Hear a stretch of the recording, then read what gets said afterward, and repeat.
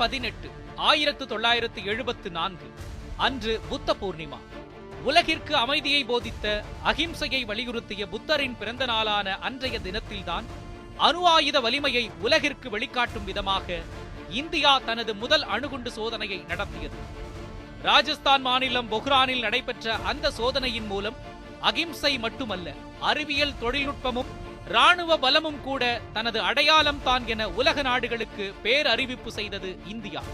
1974 ஆண்டுக்கு முன்பு வரை America, Soviet Russia, Britain, France, China ஆகிய 5 நாடுகள் மட்டுமே அணுகுண்டு சோதனையை நடத்தியிருந்தன.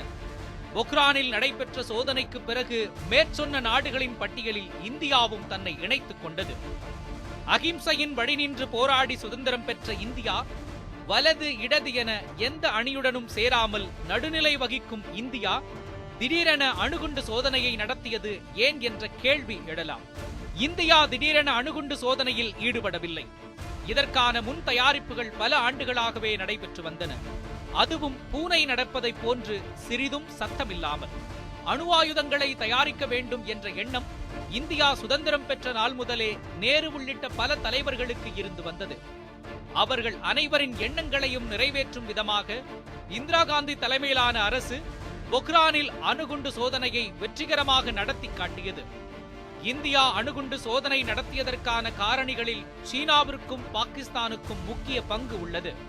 மரங்கள் அசைய மறுத்தாலும் காற்று விடுவதில்லை என்பதைப் போல இந்தியா அகிம்சையை விரும்பினாலும் அமைதியாக இருக்க நினைத்தாலும் சீனாவும் பாகிஸ்தானும் விடுவதாக இல்லை. பாகிஸ்தான் புதிய நாடாக பிரிந்த நாளில் இருந்தே இந்தியாவுடன் பனிப்போர் அல்லது வெளிப்படையான ராணுவ போரில் ஈடுபட்டு வந்தது. சுதந்திரம் பெற்ற 2 மாதத்தில், அதாவது 1947 ஆண்டு அக்டோபரில் காஷ்மீருக்கு சொந்தம் கொண்டாடி இந்தியா மீது பாகிஸ்தான் தாக்குதல் நடத்தியது. இதன் விளைவாக இந்தியா தனது சில பகுதிகளை இழக்க நேரிட்டது. 1965 ஆண்டும் 1971 ஆண்டும் பாகிஸ்தான் மீண்டும் இந்தியாவுடன் போரில் ஈடுபட்டது. இந்தியாவின் சகோதர நாடான பாகிஸ்தான் அட்டவணை போட்டுக்கொண்டு தொடர்ந்து இந்தியாவிற்கு பிரச்சனைகளை தந்து வந்தது என்றால், இந்தியாவின் தலைப்பகுதியில் உள்ள சீனாவும் இந்தியாவிற்கு பெரிய தலைவலியை கொடுக்க தொடங்கியது. 1962 ஆண்டு எல்லை பிரச்சனையை காரணம் காட்டி சீனா இந்தியா மீது போர் தொடுத்தது. அந்த போரில் சீனா வெற்றியும் பெற்றது. இத்தகைய சூழல்கள் காரணமாக தன்னை தற்காத்துக் கொள்ள தன்னுடன் மோத நினைக்கும் நாடுகளை எச்சரிக்கும் வகையில் என்ன செய்யலாம் என இந்தியா யோசிக்க தொடங்கியது. பாகிஸ்தானை கூட ஒரு வகையில் தனது ராணுவத்தின் மூலம் சமாளித்துக் கொள்ளலாம். ஆனால் பலம் வாய்ந்த ராணுவத்தை கொண்டுள்ள சீனாவை எதிர்கொள்ள அந்நாட்டை காட்டிலும் பலம் வாய்ந்த ராணுவம் தேவைப்பட்டது. போதாக்குறைக்கு சீனாவிடம் ஏற்கனவே அணு ஆயுதங்களும் இருந்தன. இதனையெல்லாம் யோசித்த அப்போதைய பிரதமர் இந்திரா காந்தி தற்காப்பிற்காக இந்தியாவும் அணு ஆயுதங்களை வைத்துக் கொள்ள வேண்டும் என முடிவெடுத்தார். அதன் விளைவாக அதுவரை பூப்பாதையில் சென்று கொண்டிருந்த இந்தியா சிங்கப்பாதையில் செல்லத் தொடங்கியது.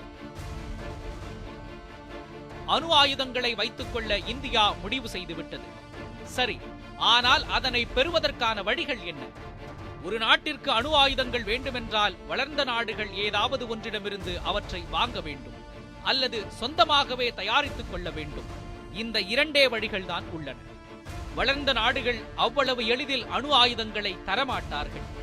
அப்படியே தந்தாலும் அவ்வாயுதங்களில் உள்ள சூட்சமங்களை சொல்ல மாட்டார்கள். இதனால் ஆயுதங்களில் எந்த பிரச்சனை என்றாலும் அந்நாடுகளிடமே மீண்டும் மீண்டும் போய் நிற்க வேண்டிய, அவர்களின் தயவிலேயே ஆயுதங்களை பயன்படுத்த வேண்டிய நிலை ஏற்படும்.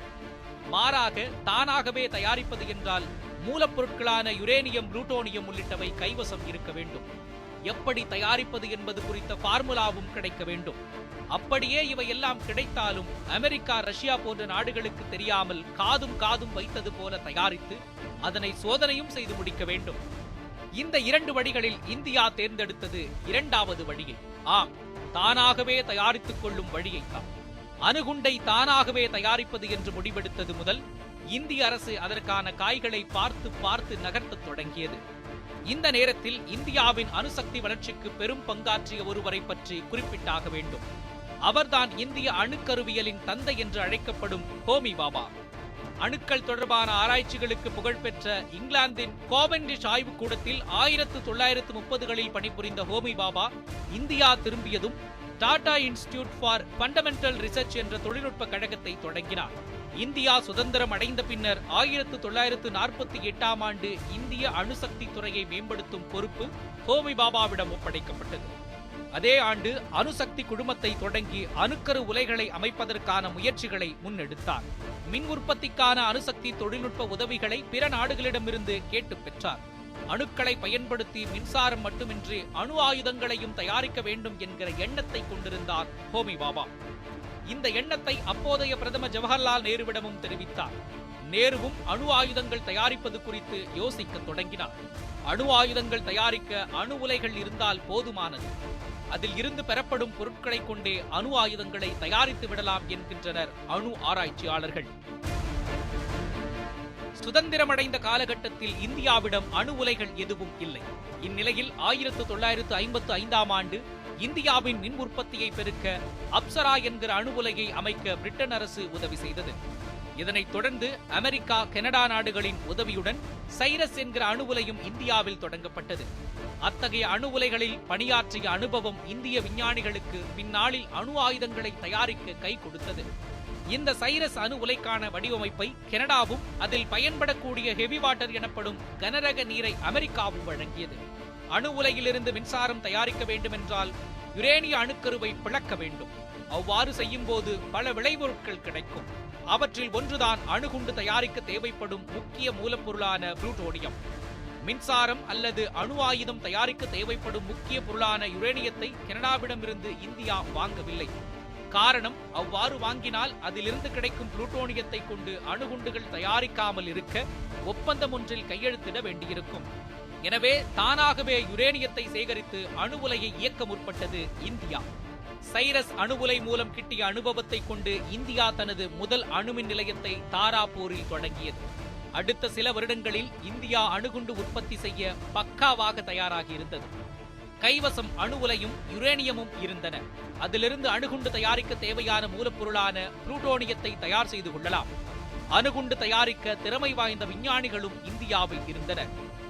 ஆனால் அணுகுண்டு தயாரிப்பில் ஆர்வம் காட்டி வந்த ஜவஹர்லால் நேரு 1964ஆம் ஆண்டு மரணமடையவே இம்முயற்சிகள் மந்த நிலையை அடையத் தொடங்கின. நேருவுக்கு பிறகு பிரதமராக பொறுப்பேற்ற லால் பகதூர் சாஸ்திரி அணுகுண்டு தயாரிப்பில் அவ்வளவாக ஆர்வம் காட்டவில்லை. அணுசக்தி துறையை விடுத்து மற்ற துறைகளில் செய்ய வேண்டிய வேலைகளையும் மேற்கொள்ள வேண்டிய சீர்திருத்தங்களையும் சிந்தித்தபடி இருந்தார். அதே ஆண்டில்தான் சீனா தனது அணு ஆயுத சோதனையை வெற்றிகரமாக நடத்தி முடித்தது என்பதும் குறிப்பிடத்தக்கது. 1966ஆம் ஆண்டு லால் பகதூர் சாஸ்திரி மாரடைப்பால் மரணமடைந்தார். அவர் மரணமடைந்த அடுத்த 2 வாரங்களிலேயே ஹோமி பாபாவும் விமான விபத்தொன்றில் உயிரிழந்தார்.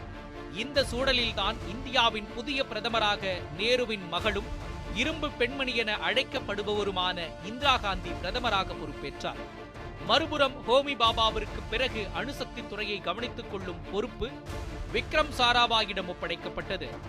இந்திரா காந்தி அணுகுண்டு தயாரிப்பில் ஆரம்பத்தில் கவனம் செலுத்தவில்லை என்றாலும் பின்னாளில் அணு ஆயுதங்களின் தேவை குறித்து உணர்ந்து அதனை தயாரிப்பதற்கான முயற்சிகளை முன்னெடுத்தார். 1967இல் அணுகுண்டு தயாரிப்புக்கு பச்சை கொடி காட்டி அதற்கான வேலைகளை முடுக்கிவிட்டார் இந்திரா காந்தி. அடுத்த ஆண்டு நியூக்ளியர் நான் புரொலிஃபரேஷன் ட்ரீட்டி எனப்படும் அணுக்கரு பரவாமை ஒப்பந்தத்தில் கையெழுத்திட வேண்டிய நிலை ஏற்பட்ட போது அதனை அவர் புறக்கணித்தார். ஒப்பந்தத்தில் கையெழுத்திட மறுத்துவிட்டார். அதுவரை அணு ஆயுதங்களை ஒழிக்க வேண்டும் என பேசி வந்த இந்தியா நியூக்ளியர் நான் புரொலிஃபரேஷன் ட்ரீட்டி என்ற ஒப்பந்தத்தில் கையெழுத்திடாதது உலக நாடுகளை அதிர்ச்சியில் ஆழ்த்தியது. தேவையான புளூட்டோனியம் 1969ஆம் ஆண்டு வாக்கில் முழுமையாக சேமிக்கப்பட்டதும் இந்தியாவின் முதல் அணுகுண்டை தயாரிப்பதற்கான பணிகள் வேகமெடுக்க தொடங்கின. அணுகுண்டு திட்டத்தின் தலைவராக நியமிக்கப்பட்டிருந்த ராஜா ராமண்ணா துடிப்புடன் செயலாற்றினார். ராஜா ராமண்ணா இவர்தான் இந்தியாவின் முதல் அணுகுண்டின் தந்தை என்று அழைக்கப்படுகிறார். இரவும் பகலுமாக அணுகுண்டு தயாரிப்பு பணிகள், அதற்கான ஆய்வுகள் நடைபெற்றன.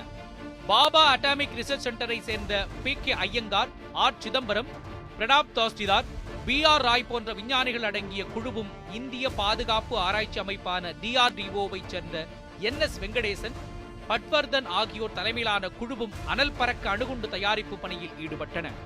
70க்கும் மேற்பட்ட விஞ்ஞானிகள், பொறியியல் வல்லுநர்கள் இந்த சோதனையில் இடம்பெற்றிருந்தனர். அணுகுண்டு சோதனை நடைபெறப் போகிறது என்பது அதிகார மட்டத்தில் உயர்ந்த இடத்தில் உள்ளவர்களுக்கு கூட தெரிவிக்கப்படவில்லை. இவ்வளவு ஏன், இந்தியாவின் பாதுகாப்பு அமைச்சகத்தைச் சேர்ந்த உயர் அதிகாரிகள் பலருக்கே இந்த விஷயம் தெரிந்திருக்கவில்லை என்று கூறப்படுகிறது. பரம ரகசியமாக வேலைகள் நடைபெற்று வந்தன. அணுகுண்டு செய்ய தேவையான அனைத்து பாகங்களும் ஒவ்வொன்றாக தயாரிக்கப்பட்டன. இதில் தொழில்நுட்பம் சார்ந்த சிக்கல்கள், பிரச்சனைகள் ஏற்படாமல் இல்லை. இருந்தும் அவை அனைத்தும் சரி செய்யப்பட்டு வேலைகள் தொடர்ந்து நடைபெற்ற வண்ணமே இருந்தன. இந்த பணிகள் கவனத்துடனும் அதே வேளையில் துரிதமாகவும் நடைபெற்று வந்த சூழலில் 1971ஆம் ஆண்டு பாகிஸ்தான் மீண்டும் போர்க்கொடி தூக்கியது. அந்த போரில் வெற்றி பெற்று வங்கதேசம் என்ற புதிய நாடு பாகிஸ்தானிடமிருந்து பிரிய வழி செய்துவிட்டு மீண்டும் தனது கவனத்தை அணுகுண்டு சோதனையின் பால் திருப்பினார் இந்திரா காந்தி. நடைபெற்ற போரில் எளிதாக வெற்றி பெற்றிருந்தாலும் பாகிஸ்தானுக்கு ஆதரவான அமெரிக்காவின் செயல்பாடுகள் இந்திரா காந்தியை கோபமூட்டின. அணுகுண்டை தயாரித்தே ஆக வேண்டும் என்ற இந்திராவின் எண்ணத்தை வலுப்படுத்தின. ஒரு வழியாக 1972ஆம் ஆண்டு அணுகுண்டை வடிவமைக்கும் வேலை முடிவுக்கு வந்தது. முதல் அணுகுண்டு முழுமையடைந்தது. ஜப்பானின் நாகசாகி நகரின் மீது அமெரிக்கா வீசிய ஃபேட்மேன் என்ற அணுகுண்டையே இந்தியாவின் முதல் அணுகுண்டும் ஒத்திருந்தது. அணுகுண்டு சோதனைக்கு இந்தியா முழுமையாக தயாரானதும் பிரதமர் இந்திரா காந்தியின் முன்பு இரண்டு கேள்விகள் தான் இருந்தன. ஒன்று, அணுகுண்டு சோதனையை எங்கே நடத்துவது, மற்றொன்று எப்போது நடத்துவது. இதுகுறித்து தனது குழுவுடன் ஆலோசனை நடத்திய அணுகுண்டு திட்டத்தின் தலைவர் ராஜா ராமண்ணா மே 18ஆம் தேதி சோதனையை நடத்தலாம் என முடிவு செய்து அதனை இந்திராவிடம் தெரிவித்தார். சோதனை நடைபெற போகும் இடம் ராஜஸ்தான் மாநிலத்தின் தார் பாலைவனத்தில் உள்ள பகுதியான பொக்ரான். திட்டமிட்டபடி 1974ஆம் ஆண்டு மே மாதத்தின் தொடக்கத்தில் அணுகுண்டின் பாகங்களை ஒவ்வொன்றாக பொக்ரானுக்கு கொண்டு வந்தனர் இந்திய விஞ்ஞானிகள். சோதனை தொடர்பான ஒவ்வொரு அசைவும் உடனுக்குடன் இந்திரா காந்திக்கு தெரிவிக்கப்பட்டு வந்தது. மே 14 மற்றும் 15ஆம் தேதிகளில் கொண்டு வந்து சேர்க்கப்பட்ட பாகங்கள் ஒன்றாக இணைக்கப்பட்டன. அத்துடன் அனைத்து வேலைகளும் நிறைவு பெற்றன. அணுகுண்டை வெற்றிகரமாக வெடிக்க செய்து சோதனை செய்வது மட்டும்தான் பாக்கி. குறிக்கப்பட்ட நாளும் வந்தது. 1974ஆம் ஆண்டு மே 18ஆம் தேதி. முன்னமே சொன்னது போல் அன்றைய தினம் புத்த பூர்ணிமா. உலகிற்கு அமைதியை போதித்த, அகிம்சையை வலியுறுத்திய புத்தரின் பிறந்த நாள் அன்று. அன்றைய தினம் காலை 8 மணியாகி 5 நிமிடங்கள் கடந்திருந்த நிலையில் இந்தியாவின் முதல் அணுகுண்டு வெடிக்க செய்யப்பட்டது. பல ஆண்டு உழைப்பில் யாருக்கும் தெரியாமல் சத்தமில்லாமல் தயாரிக்கப்பட்ட அந்த அணுகுண்டு வெற்றிகரமாக வெடித்தது. அந்த வெடிப்பில் பொக்ரான் அதிர்ந்தது. அந்த அதிர்வானது அமைதியாக நடந்து முடிந்த இந்தியாவின் அணுகுண்டு சோதனையின் வெற்றியை உலகிற்கு பேரறிவிப்பு செய்வதாய் இருந்தது. உலகம் முழுவதும் இந்தியாவின் அணுகுண்டு சோதனை தலைப்புச் செய்தியானது.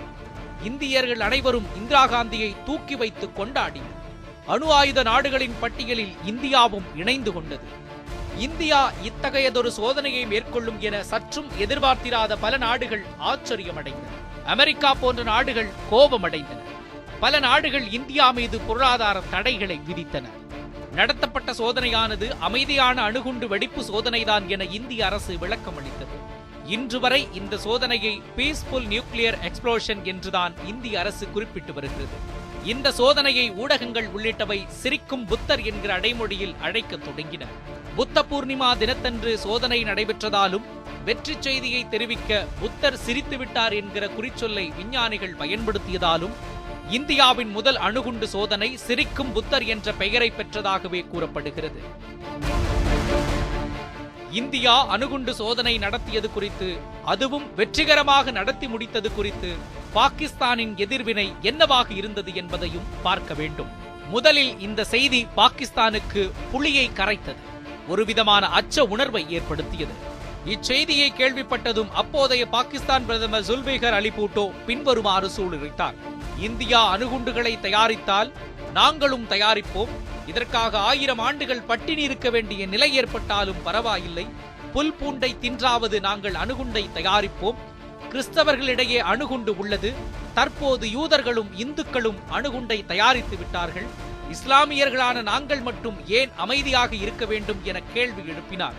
பாகிஸ்தானில் அதுவரை கிட்டத்தட்ட ஆமை வேகத்தில் நடைபெற்று வந்த அணுகுண்டு தயாரிப்பு பணிகளை வேகமாக நடத்தி முடிக்க விஞ்ஞானிகளுக்கு உத்தரவிட்டார். தொடக்கத்தில் யுரேனியத்தை கொண்டுதான் அணுகுண்டை தயாரிக்க வேண்டும் என கூறி பாகிஸ்தானில் ஒரு பிரிவு விஞ்ஞானிகளும் இல்லை, புளூட்டோனியத்தை கொண்டுதான் அணுகுண்டை தயாரிக்க வேண்டும் என மற்றொரு தரப்பு விஞ்ஞானிகளும் கருத்து மோதலில் ஈடுபட்டு வந்தனர். அவர்களுக்கு இடையே பிரதமர் பூட்டோ சமாதானம் செய்து வைத்தார். எனவே 2 வழிமுறைகளிலும் அணுகுண்டை தயாரிக்கும் முயற்சி பாகிஸ்தானில் மேற்கொள்ளப்பட்டது. பாகிஸ்தானின் அணுகுண்டு முயற்சிக்கு சீனாவும் லிபியாவும் பெரிதும் உதவியதாகவும் கூறப்படுகிறது. இந்தியா நடத்திய அணுகுண்டு சோதனையால் கலக்கமடைந்த சீனா எதிரிக்கு எதிரி நண்பன் என்கிற அடிப்படையில் பாகிஸ்தானுக்கு நட்புக்கரம் நீட்டியது. இந்தியாவிற்கு போட்டியாக பாகிஸ்தான் அணுகுண்டு சோதனை நடத்த தன்னால் முடிந்த அனைத்து தொழில்நுட்ப உதவிகளையும் செய்து தந்தது. சீனா தொழில்நுட்ப உதவிகளை செய்து தந்தது என்றால் லிபியா தேவையான நிதி உதவிகளை செய்து தந்தது. பாகிஸ்தானுக்கு சீனா உதவியதை புரிந்து கொள்ள முடிகிறது. ஆனால் லிபியா ஏன் வாண்டடாக வந்து பாகிஸ்தானுக்கு நிதியுதவி அளிக்க வேண்டும் என்கிற கேள்வி எழலாம். அதற்கான பதில், பாகிஸ்தான் லிபியாவுடன் ஒப்பந்தம் ஒன்றை செய்து கொண்டிருந்தது. அதன்படி அணுகுண்டு தயாரிக்க ஆகும் செலவை லிபியா பார்த்துக் கொள்ள வேண்டும். அணுகுண்டு தயாரிக்கப்பட்டவுடன் அது குறித்த ரகசியத்தை பாகிஸ்தான் லிபியாவிற்கு வழங்க வேண்டும். இதுவே இரு நாடுகளும் செய்து கொண்ட டீல். ஆனால் அந்த நேரத்தில் பாகிஸ்தானில் ராணுவ புரட்சி ஏற்படவே பூட்டோ கைது செய்யப்பட்டு தூக்கிலிடப்பட்டார். அவரை தொடர்ந்து புதிதாக ஆட்சி பொறுப்பேற்ற ஜெனரல் ஜியா லிபியாவுடனான அணுகுண்டு ஒப்பந்தத்தை கைவிட்டார். புதிய பிரதமரான ஜியாவின் காலகட்டத்தில்தான் பாகிஸ்தானின் அணுகுண்டு கனவு நிறைவேறியது என கூறப்படுகிறது. 1980களில் பாகிஸ்தான் அணுகுண்டை தயாரித்து விட்டதாக பரவலாக பேசப்பட்டாலும் அந்நாடு அதனை வெளிப்படையாக ஒத்துக்கொள்ளவில்லை. பாகிஸ்தானும் அணுகுண்டு சோதனை நடத்தி தன்னிடமும் அணுகுண்டு உள்ளதை உலகிற்கு அறிவித்தது 1998ஆம் ஆண்டில்தான். பாகிஸ்தான் திடீரென அந்த ஆண்டில் சோதனை நடத்தியதற்கு காரணம் பொக்ரானில் 2வது முறையாக இந்தியா நடத்தி காட்டிய அணு ஆயுத சோதனை. 1974ஆம் ஆண்டு இந்திரா காந்தி அணு ஆயுத சோதனை நடத்தியிருந்தாலும் அதில் வடிவமைக்கப்பட்ட குண்டு ராணுவத்தில் ஆயுதமாக பயன்படுத்த ஏற்ற வகையில் இல்லை. ஏவுகணைகளிலோ போர் விமானங்களிலோ கொண்டு செல்லும் வகையிலும் அது உருவாக்கப்படவில்லை. இவ்வளவு ஏன், ஒரு அணுகுண்டை கொண்டு செல்லும் வகையிலான விமானங்கள் மற்றும் ஏவுகணைகள் கூட இந்திய ராணுவத்திடமே அப்போது கிடையாது. பின்னர்தான் பிருத்வி, அக்னி போன்ற ஏவுகணைகளை இந்தியா தயாரித்தது. இந்நிலையில்தான் 1990களில் பொக்ரான் சோதனையின் 2வது அத்தியாயத்திற்கு பிள்ளையார் சுழி போட்டார் பிரதமர் நரசிம்மராவ். இவரும் இந்திரா காந்தியைப் போலவே பொக்ரானில் அணுகுண்டு சோதனை நடத்தி இந்தியாவின் ராணுவ பலத்தை, அறிவியல் தொழில்நுட்ப திறனை உலகிற்கு காட்ட வேண்டும் என விரும்பினார். எனவே மீண்டும் பொக்ரானில் அணுகுண்டு சோதனை நடத்துவதற்கு தேவையான முன் தயாரிப்பு வேலைகளை தொடங்க விஞ்ஞானிகளுக்கு உத்தரவிட்டார் நரசிம்மராவ். 1995ஆம் ஆண்டு டிசம்பர் 19ஆம் தேதி பொக்ரானில் நரசிம்மராவ் அணுகுண்டு சோதனை நடத்த திட்டமிட்டிருந்ததாக கூறப்படுகிறது. அந்த அணுகுண்டு வெடிப்பு சோதனைக்கு தலைமை தாங்கியவர் தமிழகத்தைச் சேர்ந்த அபுல் பக்கூர் ஜைனுலாப்தீன் அப்துல் கலாம், சுருக்கமாக APJ அப்துல் கலாம். சோதனை நடைபெறுவதாயிருந்த டிசம்பர் 19ஆம் தேதிக்கு 4 நாட்களுக்கு முன்னதாகவே இந்த செய்தி நியூயார்க் டைம்ஸ் இதழில் வெளியாகிவிட்டது. இந்தியா மீண்டும் அணுகுண்டு சோதனையை நடத்த உள்ளதாகவும் அதற்கான பணிகள் முழுவீச்சில் நடைபெற்று வருவதாகவும் அந்த இதழ் உலகிற்கு தெரிவித்தது. அத்துடன் அமெரிக்க செயற்கைக்கோள்கள் எடுத்த புகைப்படங்களையும் வெளியிட்டது.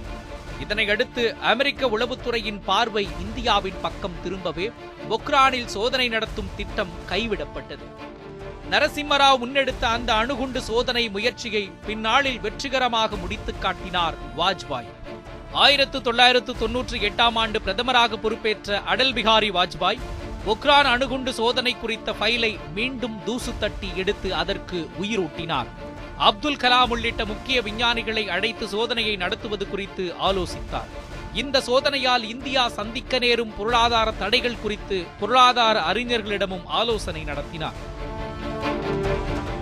இறுதியில் சோதனை நடத்துவது, நடத்தியே தீர்வது என்று முடிவெடுத்தார் வாஜ்பாய். அதற்கான நாளும் குறிக்கப்பட்டது. 1998ஆம் ஆண்டு மே 11ஆம் தேதி அணுகுண்டு சோதனையை செய்வதென்று முடிவு செய்யப்பட்டது. ஆபரேஷன் சக்தி என்று பெயரிடப்பட்ட இந்த சோதனை திட்டமிட்டபடி மே 11ஆம் தேதி நடத்தப்பட்டது. அன்றைய தினம் 3 குண்டுகளும், ஒரு நாள் இடைவெளி விட்டு மேலும் 2 குண்டுகளும் வெடித்தன. பொக்ரானில் 1974ஆம் ஆண்டில் நடைபெற்ற சோதனையைப் போலவே 1998ஆம் ஆண்டு நடைபெற்ற சோதனையும் வெற்றிகரமாக முடிவடைந்தது. வாஜ்பாயும் அப்துல் கலாமும் பொக்ரான் நாயகர்கள் ஆனார்கள். இந்தியாவே இந்த வெற்றியை கொண்டாடி தீர்த்தது. வழக்கம் போல வளர்ந்த நாடுகள் கண்டன குரல்களை எழுப்பின, பொருளாதார தடைகளை விதித்தன. அவற்றையெல்லாம் எதிர்கொள்ள வாஜ்பாய் தயாராகவே இருந்தார். இந்தியா அணுகுண்டு சோதனையை நடத்திய செய்தி பாகிஸ்தான் தலைநகரை சென்றடைந்தது. இனியும் தாமதிக்க கூடாது என முடிவெடுத்த பாகிஸ்தான், இந்தியா 5 குண்டுகளை வெடித்து சோதனை செய்தால் நாம் 6 குண்டுகளை வெடித்து சோதனை நடத்துவோம் என முடிவெடுத்தது. இந்தியா சோதனை நடத்திய அதே ஆண்டு அதே மாதம், அதாவது 1998ஆம் ஆண்டு மே 28, 30ஆம் தேதிகளில் பாகிஸ்தான் அணுகுண்டு சோதனை நடத்தியது. பாகிஸ்தானும் அணு ஆயுத நாடுகளின் பட்டியலில் அதிகாரப்பூர்வமாக இடம் பிடித்தது. பொக்ரானில் சோதனை நடத்தி இந்திரா காந்தியும் அடல் பிகாரி வாஜ்பாயும் இந்தியாவின் அணு ஆயுத பலத்தை உலகிற்கு வெளிப்படுத்தினர். அதுவரை உள்ளூர் வரைபடத்தில் மட்டுமே இடம்பெற்றிருந்த பொக்ரான் அணுகுண்டு சோதனைகளின் தொடர் வெற்றியால் இந்திய வரலாற்றில் இடம் பிடித்தது. அணு ஆயுதங்களை இந்தியா வைத்திருந்தாலும் அவற்றை எந்த ஒரு சூழலிலும் மற்ற நாடுகளின் மீது இந்தியா பிரயோகப்படுத்தாது என்றே பெரும்பாலான அரசியல் விமர்சகர்கள் கருத்து தெரிவிக்கின்றனர். தனது தற்காப்பிற்காகவும் பிற நாடுகளுக்கு தனது பலத்தை தெரியப்படுத்தவும் எச்சரிக்கவுமே இந்தியா அணுகுண்டு சோதனை நடத்தியதாகவும் விமர்சகர்கள் கூறுகின்றனர். ஹிரோஷிமா மற்றும் நாகசாகி நகரங்களில் அணுகுண்டு வீசப்பட்டதால் ஏற்பட்ட பாதிப்பில் இருந்து மீண்டு வர அந்நகரங்களுக்கு பல ஆண்டுகள் ஆகின. தற்போதும் கூட கதிர்வீச்சின் பாதிப்பு முழுமையாக அங்கு நீங்கிவிடவில்லை. இத்தகைய அழிவுகளை ஏற்படுத்தும் வகையில் அணுசக்தியை இந்தியா ஒருபோதும் பயன்படுத்தாது எனவும், ஆக்கப்பூர்வமான பணிகளுக்கு மட்டுமே இந்தியா அணுசக்தியை பயன்படுத்தும் எனவும் அணு விஞ்ஞானிகள் தெரிவிக்கின்றனர். அணு ஆயுதங்களை வைத்திருந்தாலும் இந்தியா எப்போதும் அகிம்சையின் வழி நடக்கும் நாடுதான் எனவும், அணு ஆயுதங்கள் அல்ல அகிம்சைதான் இந்தியாவின் பிரதான அடையாளம் எனவும் அனைத்து இந்திய குடிமக்களும் கருதுகின்றனர். அந்த நம்பிக்கையை இந்தியா எப்போதும் பொய்யாக்காது என நம்புவோம்.